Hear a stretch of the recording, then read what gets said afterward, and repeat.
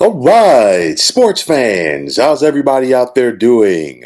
William Martin coming at you one more time here on YouTube with another edition of the 300 Pounds of Sports Knowledge Podcast. Now, the Big East tournament at Madison Square Garden is always a marquee event, and the 2002 version will be no different from the other years.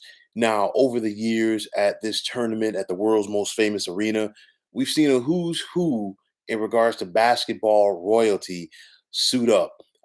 You think about current Georgetown head coach Patrick Ewing, of course, during his playing days with the mid '80s for the Hoyas. Allen Iverson, another former Hoya, Derek Coleman of Syracuse, Ray Allen of Connecticut, and Chris Mullin of St. John's are just a few of the long list of great players that have shined on the big stage at MSG in this tournament. And this year, there will be some very interesting storylines heading into this event. Excuse me.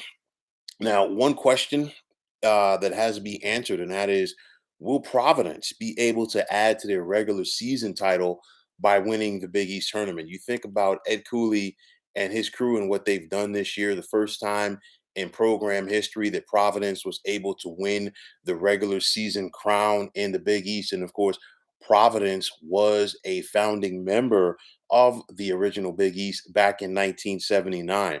Now, Villanova, will they be able to continue their dominance in the new Big East? The Wildcats have won this tournament four times since 2015, have not won it since 2019, and they're looking to get back on track as they want to make a serious run later on this month in the NCAA tournament.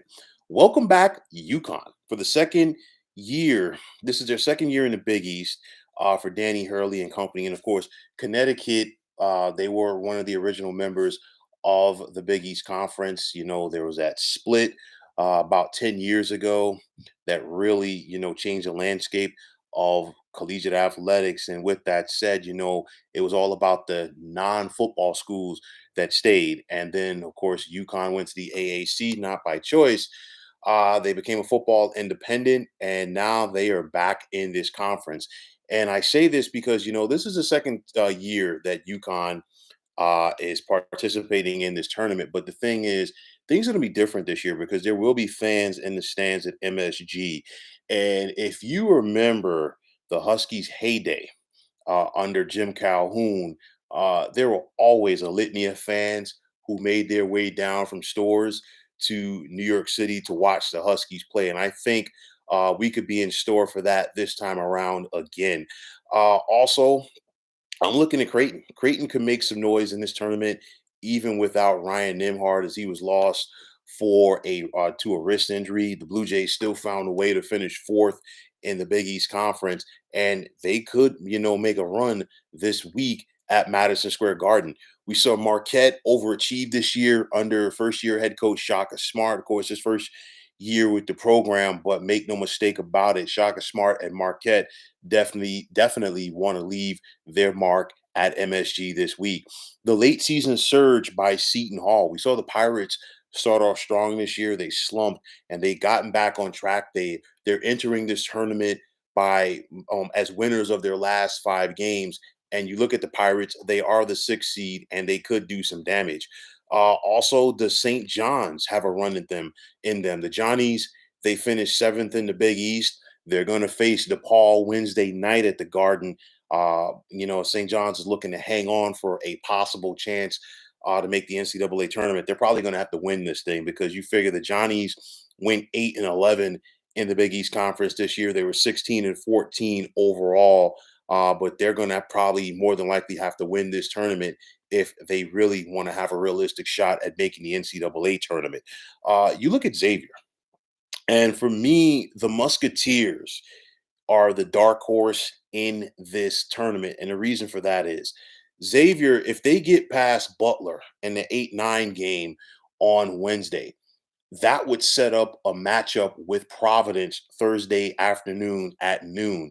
And sometimes over the years, we've seen where that 8 seed or that nine seed can get the number one seed in this tournament napping. On top of that, Providence did beat Xavier in both of their meetings in the regular season. However, both games were very close, with the last one going to multiple overtimes before Providence prevailed. I'm telling you right now, that could be the game of this tournament if Providence faces Xavier in the Big East quarters on Thursday. On top of that, for me, it's been a tale of two seasons for the Musketeers. They started off strong, they slumped, and they're looking to finish on a positive note right now. So I'm looking at Xavier. They're 8-11 in the conference. They're 18-12 overall, and I'm looking at it like this: if they can get past Providence, who's to say that the Musketeers cannot make a run in this tournament at MSG? Is this going to be it for Patrick Ewing at Georgetown? Of course, the Hoyas are going through one of their worst seasons in program history.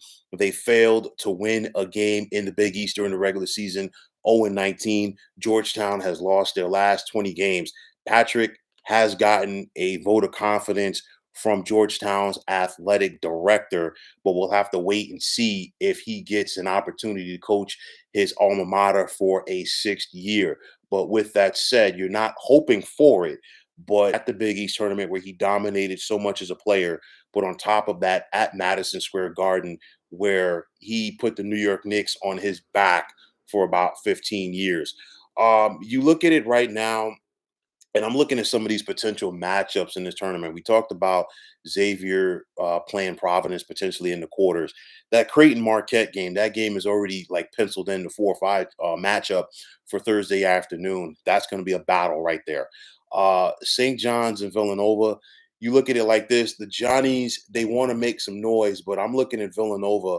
Villanova could be sitting in the catbird seat come Saturday evening, winning the Big East tournament. You also look at Seton Hall, and the Pirates come into this tournament with so much momentum for themselves right now. That Seton Hall, potentially a Seton Hall, Connecticut meeting in the quarterfinals could be a doozy. And I mean, I'm looking at it. I know that Providence is the number one seed, but I'm looking at it like this. I think Villanova is going to be the favorite. Villanova won more conference games than Providence this season. And you look at the Wildcats and Jay Wright, they just know how to handle their business in this tournament. But a potential Villanova UConn meeting or a potential Villanova Seton Hall meeting in the semis would be a doozy. Like I said with Xavier, it would not surprise me to see the Musketeers get on a run in this tournament. And of course, if Xavier finds a way to get to the championship game and potentially win the Big East tournament, obviously at that point they're in the field of 68, and of course they could be a potential bid stealer. We'll have to wait and see. In regards to the NCAA tournament, I think the Big East is looking at 6 teams right now. I think Providence, Villanova, Connecticut, Creighton, Marquette, and Seton Hall are all in. But like I said before, and I will continue to say, and it's definitely going to be something to watch this week at the Garden, Xavier is the team to watch. Again, you go back and look at those 2 games of Providence, very close, could have gone either way. And one thing's for sure, Xavier is not afraid of the Friars. So this is going to be a very exciting tournament for anybody who's in attendance, anybody that gets an opportunity to watch on the televisions or computers or phones, you name it. But nonetheless, the Big East tournament is always a marquee event at Madison Square Garden, and the 2022 version, excuse me, I think will definitely live up to that billing. So, folks, that is going to wrap it up. And as always, I want to take this time out to thank you for tuning into the 300 Pounds of Sports Knowledge podcast here on YouTube. Want to take the time out to thank all of you fine folks out there for tuning in. And if you have not already, please feel free to subscribe to this channel. Now, if you're on Twitter, please feel free to follow me at 300 Pounds of Sports. And like I always say, if you follow me, it'll be my pleasure to follow you right back. There's also the sports discussion group on Facebook at the Sports Depot 365. You can check it out, drop a line, and be a part of one of the better sports debating sites going on social media. So once again, fine folks, my name is William Martin, signing off, saying take care and have yourselves a wonderful day.